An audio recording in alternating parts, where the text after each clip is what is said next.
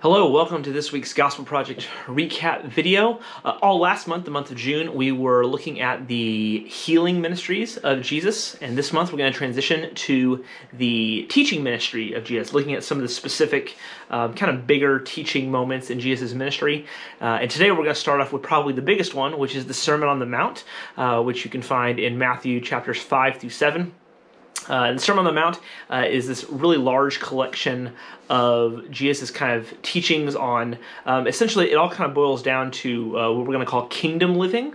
It's Jesus teaching God's people what it means to live in God's kingdom, to live like God is king in their lives.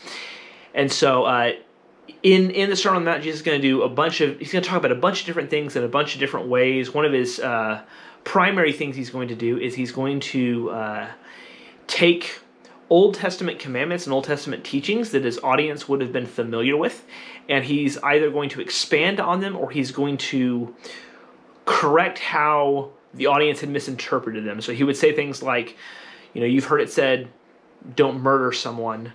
I'm going to tell you that even being angry with somebody is like murdering them. So he's going to kind of reframe some things for them.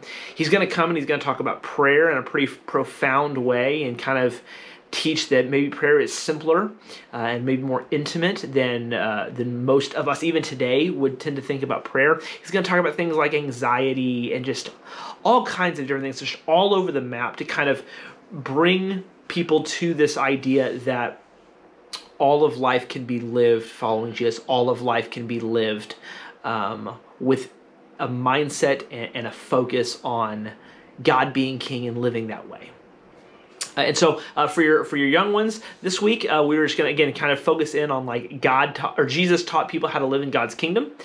And with the students, what we're going to focus on was the much deeper idea of like following Jesus means being salt and light to those around us. We were going to really dig in on that salt and light passage in Matthew chapter 5 and just kind of draw the idea that there needs to be something about the way that we're living, the way we're following Jesus, that will look different to a world that's not doing that. That's what light does, is light shines in the darkness, and salt brings about taste in a thing that wouldn't necessarily have taste, or salt would be, since it's going to preserve something that wouldn't otherwise be preserved.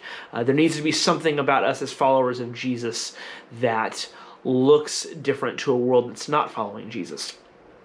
But anyway, that is the very, very brief recap of the Sermon on the Mount. There's too much in the Sermon on the Mount for me to do it any justice in a 3 to 5 minute video. And so I encourage you this week with your family to try and read through some, if not all, of the Sermon on the Mount. It's 3 chapters that would be well worth your time, I think, this week.